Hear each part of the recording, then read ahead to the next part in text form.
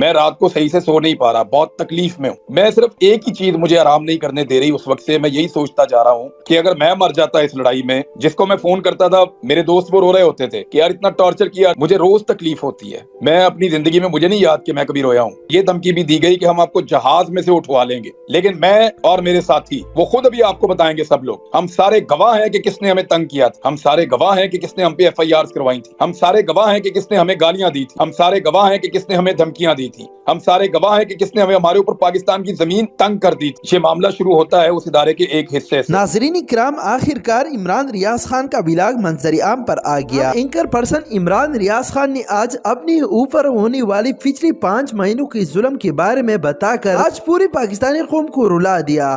آخر کار عمران ریاض خان نے اپنی کٹی ہوئی زبان کی حقیقت بھی بتا دیا کہ کس کے کہنے پر عمران ریاض خان کی زبان کاٹے گئے تھے۔ ابھی آپ کے ساتھ عمران ریاض خان کا توتلا آواز میں مکمل کلپ بھی شیئر کریں گے۔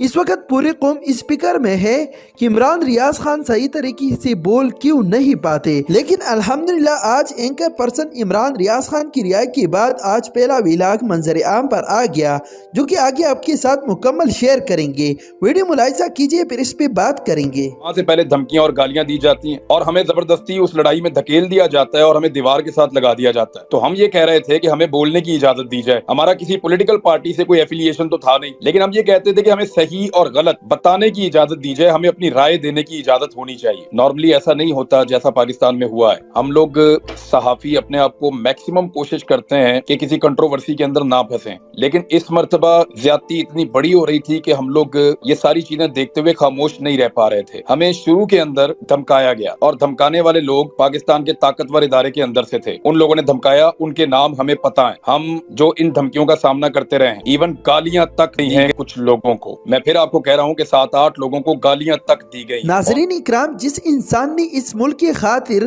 خود پر ہونے والی یہ ظلم برداشت کی، تو یہ قوم اس عظیم انسان کی قربانی ہمیشہ یاد رکھے گی۔ سابق عمران ریاض خان کو ایک بہت بڑے نام سے یاد رکھا جائے گا، کیونکہ جس عزت کے ساتھ انہوں نے 5 ماہ شدید ظلم میں گزارے، شاید دوسری کوئی اور ہوتا تو بک جاتا، مگر اس بہادر صحافی نے ثابت کیا کہ واقعی محب وطن اور ایماندار بہادر صحافی ہے۔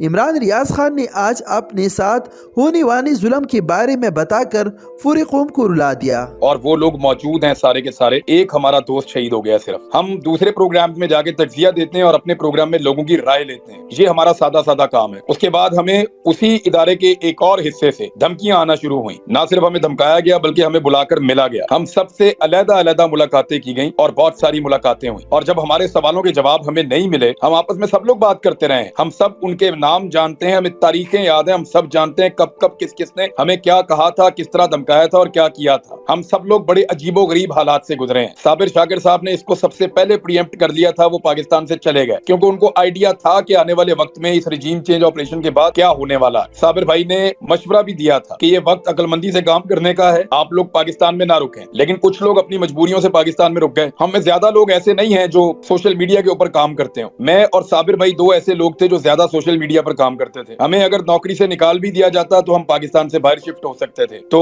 صابر بھائی کی تو نوکری چلی گئی، AR بھائی کی وہ پاکستان سے باہر شفٹ ہو گئے۔ اس کے بعد ان کے چینل کو دھمکایا گیا کہ اس کو تنخواہ بھی نہیں دینی۔ صابر بھائی کو یہ دھمکی بھی دی گئی کہ ہم آپ کو جہاز میں سے اٹھوا لیں گے، اور اس کے باوجود وہ پاکستان سے باہر جب چلے گئے تو انہوں نے اپنی جو حق بات ہے، جو ان کو ٹھیک لگتی تھی، وہ کہتے رہے۔ جو پاکستان میں لوگ موجود تھے ان سب کو کیا کیا دھمکیاں دی گئیں، کتنا ان کو ٹریپ کیا گیا، ایون ان کے کاروبار، ان کی فیملیز، ان کا تمام نظام اس کو ڈسٹرب کر دیا گیا۔ ایک آفیسر کو ایک بندے کے اوپر لگایا گیا، اس کے لیے زمین تنگ کر دی گئی۔ کسی کے گھر ڈرونز آ رہے ہیں، کہیں پہ میرے تو گھر کی بیک سائڈ پہ لا کر انہوں نے بندہ مار دیا ایک رات کو۔ ایکسٹریم قسم کی حرکت کی۔ یہ سارے ظلم ہوتے رہے ہمارے اوپر، لیکن ہم یہ سوچتے رہے ہمیشہ کہ ایک وقت آئے گا کہ یہ ایک ٹیکٹسز ہیں، بس ٹھیک ہے، یہ ہمیں پریشان کر رہے ہیں، FIR دے رہے ہیں، یہ معاملہ ختم ہو جائے گا۔ ہمارے لیے یہ لڑائی اتنی رہ گئی کہ جب یہ رجیم چینج آپریشن ریورس ہو جائے گا اور جب پاکستان کی اسٹیبلشمنٹ میں ایک بڑی تعیناتی کے بعد تبدیلی آئے گی، تو ہمارا بھی یہ ہوگا کہ چلیں ٹھیک ہے، جن لوگوں نے کیا وہ بھی چلے گئے اور ہم لوگوں نے جو کیا وہ بھی ٹھیک ہو گیا، معاملہ کسی طرح ریزالو کی طرف جا رہا ہے۔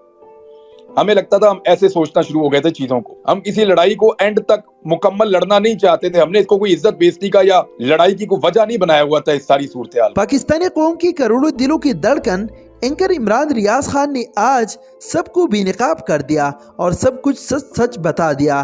اینکر عمران ریاض خان نے کہا کہ مجھے ٹارچر کیا کہ اب عمران خان اور حق اور سچ کا بات چھوڑ دو، لیکن میں نے کہا کہ میں مر جاؤں گا لیکن عمران خان کا ساتھ نہیں چھوڑوں گا. اس کے بعد مجھ پر اتنا ظلم کیا جو کہ مجھے نیند بھی نہیں آ رہے تھے، لیکن میں نے اپنا ایمان نہیں بھیجا اور اسی طرح اپنی بات پر ڈٹ کر کھڑا. اس کے بعد مجھے اتنا مارا کہ میں بتا ہی نہیں سکتا.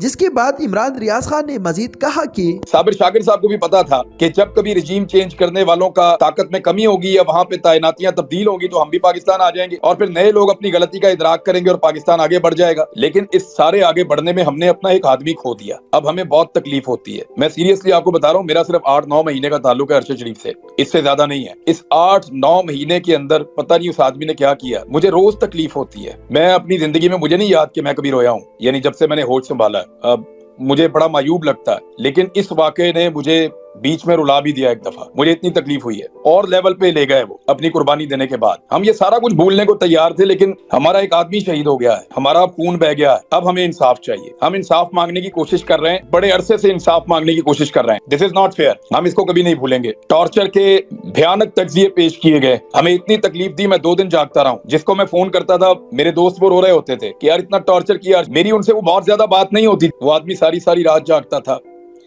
میں صرف ایک ہی چیز مجھے آرام نہیں کرنے دے رہی اس وقت سے. میں یہی سوچتا جا رہا ہوں کہ اگر میں مر جاتا اس لڑائی میں رات کو صحیح سے سو نہیں پا رہا، بہت تکلیف میں ہوں. ہم اس لڑائی کو بھولنا چاہتے تھے. ہمیں لگتا تھا کہ 8-10 مہینے میں 15 مہینے میں برے دن ٹل جائیں گے، اچھے دن آ جائیں گے، رجیم چینج آپریشن ریورس ہو جائے گا، ہم بھی سرخرو ہو جائیں گے اور آئندہ پاکستان میں اس طرح کے تجربات کرنے سے پہلے یہ لوگ 10 مرتبہ سوچیں گے. ہمیں تو اس لڑائی کا اختتام یہ لگتا تھا، کوئی ذاتی پرسنل چیزیں نہیں تھی. اب یہ ایسے اتنے آرام سے ختم ہوگا نہیں. اب یا تو ہمیں بھی مارو یا پھر ہمیں انصاف دو. انصاف کے لیے ہم عدالتوں کے دروازے کھٹکھٹا رہے ہیں. ہم نے اس عدالت کا دروازہ کھٹکھٹایا ہے جس کا دروازہ ارشد بھائی نے اپنی زندگی میں کھٹکھٹایا تھا. اس کو بھی یقین تھا اس کو انصاف ملے گا تو عدالت سے ملے گا. ہمیں جسٹس اطہر من اللہ صاحب نے اسلام آباد میں پروٹیکشن دی تھی کہ گرفتار نہیں کیا جائے گا. ناظرین اکرام، جس انسان نے اس ملک کی خاطر خود پر اتنا ظلم برداشت کی تو یہ پاکستانی قوم اس عظیم انسان کا یہ قربانی ہمیشہ یاد رکھے گی.